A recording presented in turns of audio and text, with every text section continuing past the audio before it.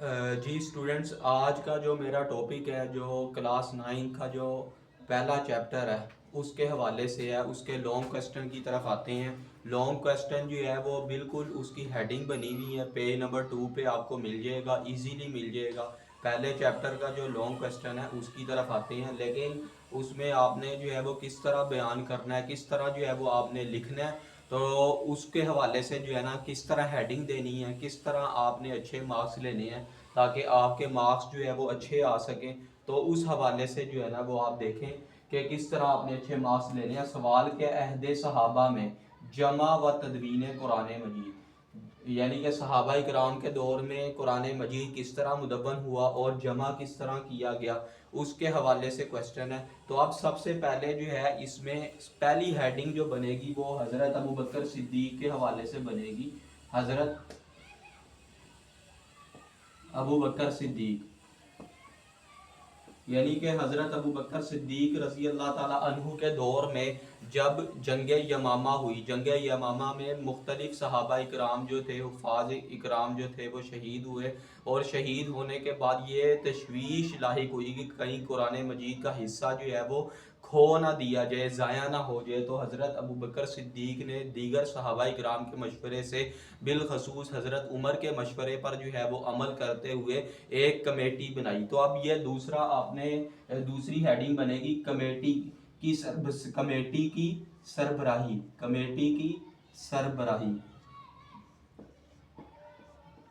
3 سے 4 ہیڈنگ بنے گی. تو اب اس میں یہ ہے کمیٹی کی سربراہی میں کیا ہوا. کمیٹی کی سربراہی جس شخصیت کو سونپی گئی ان کا نام کیا تھا؟ ان کا نام حضرت زید بن ثابت تھا. حضرت زید بن ثابت رضی اللہ تعالیٰ عنہ. تو حضرت زید بن ثابت رضی اللہ تعالیٰ عنہ کو کمیٹی کی سربراہی جو ہے وہ سونپی گئی. حکومتی سرپرستی میں انہوں نے قرآن مجید کو جمع کرنا شروع کیا، اور جمع کرنے کے دوران جو ہے انہوں نے مختلف آیات جو ہے مختلف صحابہ کرام سے لی، اور ان کو جو ہے وہ ایک جگہ پر یکجا کیا، جمع کیا، اور ایک مکمل کتابی شکل میں جو ہے قرآن مجید کو مکمل کتابی شکل میں مدون کرنے کے لیے جو ہے وہ رکھ دیا، اور مکمل جو ہے وہ کتابی شکل میں جو ہے وہ مدون کر دیا. تو یہ نسخہ حضرت ابوبکر صدیق کے پاس رہا. تو اس کے بعد جو ہے وہ حضرت عمر فاروق رضی اللہ تعالیٰ عنہ کے پاس رہا. اب تیسری ہیڈنگ جو ہے وہ یہ بنے گی حضرت عثمان غنی کا دور. حضرت عثمان غنی کا دور.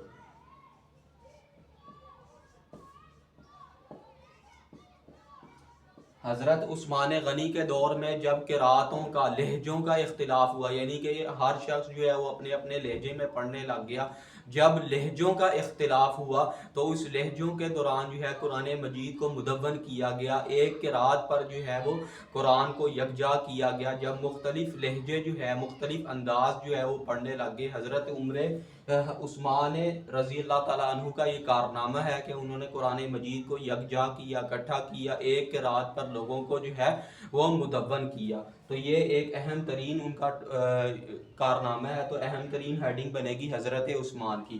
اور اس کے بعد جو ہے وہ لاسٹ نمبر پر جو ہے وہ ہیڈنگ بنے گی کہ یہ نسخہ کس کس کے پاس موجود رہا. حضرت عمر فاروق کے پاس رہا. پھر جو ہے وہ حضرت عمر فاروق کی جو بہن تھی ام حفصہ، ٹھیک ہے، ان کے پاس جو ہے وہ یہ نسخہ رہا. تو اگلی ہیڈنگ یہ بنے گی ام حفصہ رضی اللہ تعالیٰ عنہ کے پاس جو ہے وہ یہ نسخہ رہا. تو اس طرح آپ نے جو ہے نا اس لانگ کویسچن کو اٹیمپٹ کرنا ہے.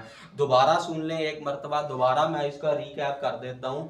جب صحابہ اکرام جنگ یمامہ میں مختلف حفاظ اکرام جو ہے وہ شہید ہو رہے تھے، تو صحابہ اکرام کو یہ تشویش لاحق ہوئی کہ کہیں قرآن مجید کا ایک بہت بڑا حصہ ضائع نہ ہو جائے، ویسٹ نہ ہو جائے. انہوں نے قرآن مجید کو یکجا کرنے کے لیے جو ہے وہ ایک کمیٹی تشکیل دی، اور کمیٹی جو ہے وہ جلیل القدر صحابہ اکرام کے مشورے سے جو ہے وہ تشکیل دی گئی، تاکہ جو ہے قرآن مجید کو یکجا کیا جائے، اکٹھا کیا جائے، ان کو ایک جگہ پر جو ہے وہ مدون کیا جائے. جو قرآن مجید کی آیات بکھری ہوئی تھی ان کو جمع کیا جائے. تو یہ کام جو ہے وہ حضرت زید بن ثابت، کمیٹی کی سربراہی حضرت زید بن ثابت کے حصے میں آئی، انہوں نے قرآن مجید کو یکجا کیا، اکٹھا کیا اور صحابہ کرام سے آیات لے کر ایک جگہ پر مدون کیا۔